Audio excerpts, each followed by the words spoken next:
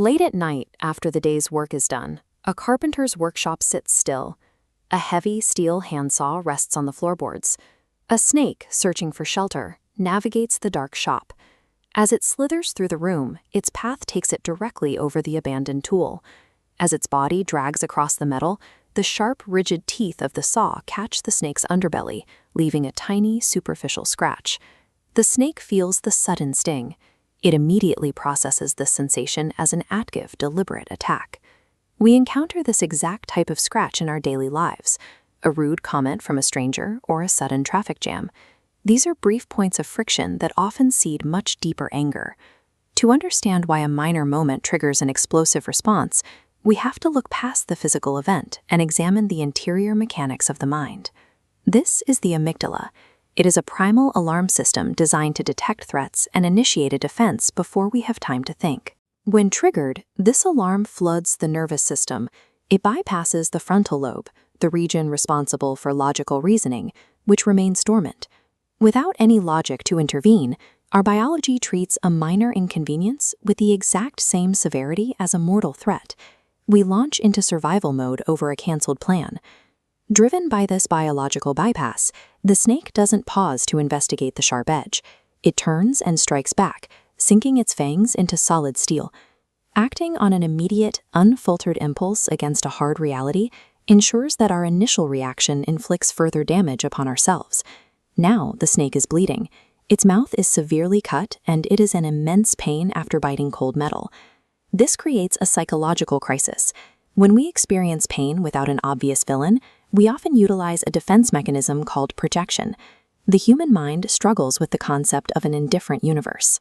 It is difficult to accept that pain can be a random byproduct of living. To make sense of the hurt, the mind invents a malicious enemy. It assigns intent to passive people or neutral situations to create a target for blame. The snake cannot comprehend the nature of the tool. It decides the motionless saw is a mortal enemy attempting to destroy it. We invent monsters out of an indifferent world to justify the continuation of our own rage. Believing it is locked in a battle for survival, the snake deploys its ultimate defense, throwing its long body around the saw. It wraps itself tightly, squeezing with its full strength to suffocate the attacker. This physical grip is the equivalent of rumination. It is the act of obsessively holding on to negative thoughts, spiraling inward and refusing to let a grudge go. Against a stationary blade, the effort is one-sided. The object of anger remains passive while the coils tighten. Because the teeth of the saw are unyielding, every fraction of an inch the snake tightens its grip forces the metal deeper into its own body. Resentment does not punish the offender.